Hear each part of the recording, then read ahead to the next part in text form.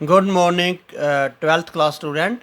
बेटा आपने last lecture में क्या पढ़ा, थोड़ा सा रिमाइंड कर लेते हैं कि सपोज कीजिए एक मैग्नेटिक फील्ड है और जिसकी डायरेक्शन जो है इधर है।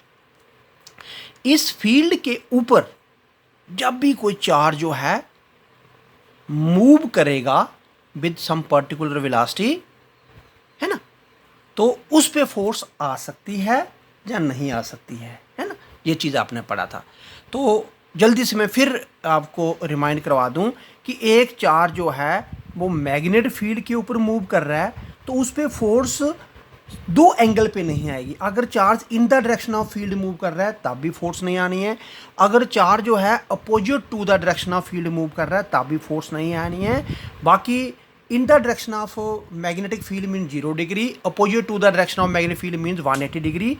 इट मीन्स 0 डिग्री और 180 डिग्री को अगर आप निकाल दें, बाकी किसी भी एंगल पे चार्ज मूव करेगा तो उस पर फोर्स आनी है ना। बाकी दूसरी बड़ी बात ये देखा आपने कि मैग्नेट फील्ड की वजह से कितनी फोर्स आनी है, और ये चीज़ भी आपने देखी कि जहाँ मैग्नेट फील्ड है वहाँ पे इलेक्ट्रिक फील्ड भी है। इट मीन्स इलेक्ट्रिक फील्ड पे चाहे चार्ज रेस्ट पे हो, मूव कर रहा हो, उस पर फोर्स आती है। तो जब भी चार्ज एक मैग्नेट फील्ड के ऊपर है, इट मीन्स टोटल फोर्स कितनी उस पर आई, that total force is called Lorentz force, है ना। तो Lorentz force it is the total force experienced by a charge, है ना, by a charge due to the electric as well as magnetic field, है ना, या ड्यू टू इलेक्ट्रोमैग्नेटिक फील्ड। तो मान के चलो total force F, electric field के कारण जो फोर्स आई वो FE, और मैग्नेटिक फील्ड के कारण जो फोर्स आई उसे मैं F1। तो ये FU है, टोटल क्या निकलेगा, sum of both the forces, force experience by the charge due to electric field, force experience by the charge due to magnetic field. अब आपने ये पढ़ा हुआ है कि इलेक्ट्रिक फील्ड के कारण जो फोर्स आती है दैट फोर्स इज QE। मैं मैग्नीट्यूड में ले रहा हूँ, अगर मुझे ये लिखना होगा डायरेक्शन तो इधर भी E। तो ये फोर्स किस तरफ आएगी, अगर तो वो पॉजिटिव चार्ज है ना, तो in the direction of electric field आएगी। अगर वो नेगेटिव चार्ज है opposite to the direction of electric field आएगी, राइट। और दूसरा हमारे पास force due to magnetic field किस तरफ आती है, चार्ज कितना है, कितनी वेलोसिटी से मूव कर रहा है और कितनी फील्ड स्ट्रेंथ के मूव कर रहा है, उसके क्रॉस प्रोडक्ट पे। अगर यही चीज़ मैं ऊपर वाले एक्सप्रेशन में लिख दूं तो ऊपर वाले एक्सप्रेशन में this is QE plus QV cross V। तो टोटल फील्ड Q को मैं कॉमन ले लेता हूँ, है ना, E plus V cross V।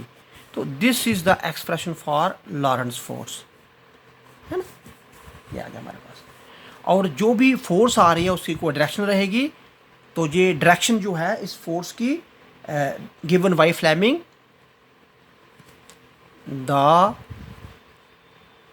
Direction of this force is given by Fleming's left hand rule। तो फ्लेमिंग लेफ्ट हैंड रूल से इसकी डायरेक्शन दी जाएगी। Now question arise, what is Fleming left hand rule. Fleming left hand rule है क्या। तो Fleming left hand rule क्या कहता है कि हमने क्या करना, अपने लेफ्ट हैंड के थंब, फर्स्ट फिंगर और सेंट्रल फिंगर, ठीक है, इन तीनों को इस तरीके से आपने स्ट्रेच करना कि वो तीनों ही एक दूसरे के म्यूचुअली परपेंडिकुलर हों, ठीक है। उस केस में अगर हमारे पास जो फर्स्ट फिंगर है ना वो direction of magnetic field represent करेगी? जो सेंट्रल फिंगर है ना हमारे पास, तो वो डायरेक्शन ऑफ मोशन को रिप्रेजेंट करेगा, चार्ज के मोशन ऑफ चार्ज। उस समय जो थंब है ना वो फोर्स की डायरेक्शन को रिप्रेजेंट करेगा, है ना। इस चीज़ को मैं फिर रिपीट कर रहा हूँ। फ्लेमिंग लेफ्ट हैंड रूल क्या कहता है कि if we stress thumb first finger and central finger of our left hand in such a way that they all are mutually perpendicular to each other, if first finger of the left hand represent direction of the force. First finger को किस तरफ रखें? जिस तरफ direction of the magnetic field, जिस तरफ magnetic field की direction है ना। तो सेंटर फिंगर को किस तरफ? जिस तरफ चार्ज मूव कर रहा है ना। और उस समय ऑटोमेटिकली जो थंब होगा वो डायरेक्शन ऑफ द फोर्स होगा, राइट। जैसे फॉर एग्जांपल मैं आपको एक एग्जांपल लेके बताता हूँ कि हमारे पास ये मैग्नेटिक फील्ड है, ठीक है, और ये हमारे पास direction of the motion of the charge है।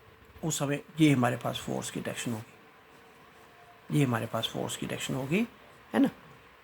और ये थीटा आपस में 90 डिग्री है, ठीक है। अगर इसको हम ऐसे बोलें तो जैसे आप ये लेते हैं 3 परपेंडिकुलर एक्सिस, मान के चलिए कि ये मैग्नेटिक फील्ड है और ये हमारे पास मोशन ऑफ द चार्ज है, तब हमारे पास ये फोर्स होगी। और ये तीनों ही आपस में म्यूचुअली परपेंडिकुलर होते हैं, है ना। एक मैग्नेटिक फील्ड को जो है अगर मान के चलें कि ये हमारे पास मैग्नेटिक फील्ड है, ये तो डॉट के साथ जो मैंने मैग्नेटिक फील्ड रिप्रेजेंट की है, इसका मतलब हो गया कि ये मैग्नेटिक फील्ड की तरफ है परपेंडिकुलर अपवर्ड डायरेक्शन है ना। जैसे ये पेपर है और ये पेन की डायरेक्शन देख रहे हैं आप किस तरफ? परपेंडिकुलर अपवर्ड, ऊपर की तरफ, है ना। ये परपेंडिकुलर अपवर्ड इस तरीके से। तो अगर जहाँ पे एक चार्ज पार्टिकल जो है ये भी मूव कर रहा है इस डायरेक्शन में in the plane of paper with some velocity, है ना, तो उस समय इस चार्ज पार्टिकल पे फोर्स किस तरफ आएगी? तो आप फ्लेमिंग लेफ्ट हैंड से बता सकते हैं। अब देखिए मैग्नेटिक फील्ड की डायरेक्शन आपने बोला ऊपर की तरफ, है ना। मैं जहाँ लिख देता हूँ, मैग्नेटिक फील्ड की डायरेक्शन आपने बोला ऊपर की तरफ, चार्ज को आपने बोला अलोंग एक्स एक्सिस इस तरफ। अब इस केस में मैग्नेटिक फील्ड की डायरेक्शन ऑफ द फोर्स क्या होनी है? तो मैं अपने हाथ को यूज़ कर रहा हूँ। देखो मैग्नेटिक फील्ड ऊपर की तरफ, तो ये मैग्नेटिक फील्ड होती है, ये मैंने ऊपर की तरफ कर दिया। ये डायरेक्शन ऑफ द मोशन होता है, ये मैंने इस तरफ कर दिया, है ना। तो ऑटोमेटिकली देख रहे हैं मेरा थंब किस तरफ है? ऊपर की तरफ। तो ये जो मेरा मार्कर की पोजीशन होगी ना परपेंडिकुलर अपवर्ड, है ना, तो जहाँ पे फोर्स किस तरफ आएगा? फोर्स आएगा परपेंडिकुलर अपवर्ड।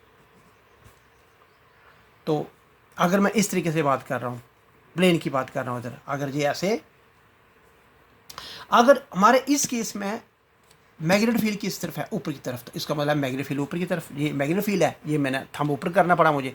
और चार्ज किस तरफ है? चार्ज इधर, है ना, तो इसका मतलब मुझे ये ऐसे करना पड़ा, चार्ज इधर और ये इधर। अब उस समय आप देख रहे हैं थंब की डायरेक्शन किस तरफ? इस तरफ। तो इस समय जो भी फोर्स लगेगी, है ना, तो वो फोर्स हमारे पास किस तरफ होगी? वो फोर्स हमारे पास इस तरफ होगी, क्योंकि थंब हमारा इस तरफ है, तो ये फोर्स हमारे पास इस तरफ होगी। आप एक चीज़ और सिंपली फोर्स निकालने के लिए ले सकते हैं। देखिए फोर्स क्या है? Q V cross V. जी, अब मुझे फोर्स की डायरेक्शन निकालनी है, तो वेलोसिटी किस तरफ? तो वेलोसिटी जो है वो अलोंग एक्स एक्सिस, तो उसे मैं यूनिट वेक्टर आई लिख लेता हूँ। मैग्नेटिक फील्ड किस तरफ? तो मैग्नेटिक फील्ड आपने बोला था परपेंडिकुलर अपवर्ड, है ना, तो परपेंडिकुलर अपवर्ड मीन्स आप उसे जे की डायरेक्शन दे दीजिए। अब जब मैं वी क्रॉस वी करूँगा, है ना, तो आई क्रॉस जे क्या होगा? के।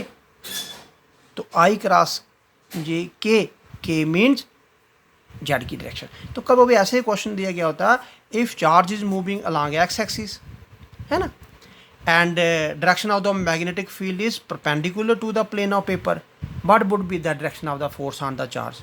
तो जब चार्ज जो है किस तरफ मूव कर रहा है, along x axis, it means I.